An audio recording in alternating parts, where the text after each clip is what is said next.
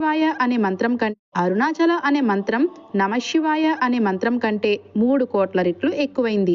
ఎలాగంటే ఒకసారి భగవాన్ ఇలా అన్నారు, అరుణాచల అనేది మహామంత్రం, ఇది నమశివాయ అనే మంత్రం కంటే 3 కోట్ల రెట్లు ఎక్కువైంది అని. 3 కోట్ల సార్లు నమశివాయ అని స్మరిస్తే ఎంత పుణ్యం వస్తుందో ఒక్కసారి అరుణాచల అని స్మరిస్తే అంత పుణ్యం వస్తుందన్నమాట. అరుణాచలంలోనికి ఒక్కసారి ప్రవేశిస్తే ఆ జీవి జీవితం ఇంకొకలా ఉంటుంది. కానీ అందరూ అరుణాచలంలోనికి ప్రవేశించలేరు.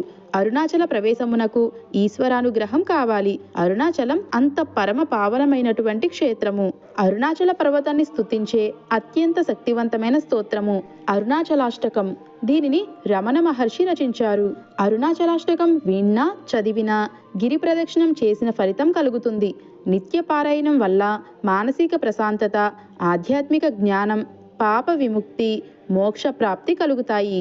అరుణాచలాష్టకాన్ని వినడం, పఠించడం వల్ల అరుణాచలేశ్వరుడి అనుగ్రహం కలిగి సకల శుభాలు కలుగుతాయని నమ్ముతారు. దర్శనాద బ్రసదసి జననాత్ కమలాలయే కాశ్యాం తు మరణాన్ముక్తి స్మరణాదరుణాచలే కరుణాపూరితాపాంగం శరణాగతవత్సలం తరుణేందుజటామౌళిం స్మరణాదరుణాచలం సమస్తజగదాధారం సచ్చిదానంద విగ్రహం సహస్రకిరణసోపేతం స్మరణాదరుణాచలం కాంచన ప్రతిమాభాసం వ్యంచితార్థఫలప్రదం మాం చ రక్షసురాధ్యక్షం స్మరణాదరుణాచలం బద్ధచంద్రజటాజూత మర్ధనారీకలేబరం వర్ధమానదయాంబోధిం స్మరణాదరుణాచలం కాంచన ప్రతిమాభాసం సూర్యకోటి సమప్రభం బద్ధవాఘ్రచర్మధరం స్మరణాదరుణాచలం శిక్షయాఖిల దేవారి భక్షితక్ష్వేలకంధరం రక్షయాఖిల భక్తానాం స్మరణాదరుణాచలం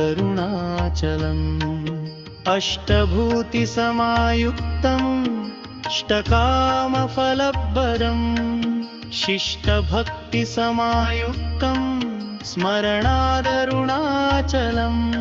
వినాయకసురాధ్యక్షం విష్ణుబ్రహ్మేంద్రసేవితం విమలారుణపాదాభజ్జం స్మరణాదరుణాచలం మందారమల్లికాజాతి కుందచంపకపంకజై ఇంద్రాదిపూజితం దేవం స్మరణాదరుణాచలం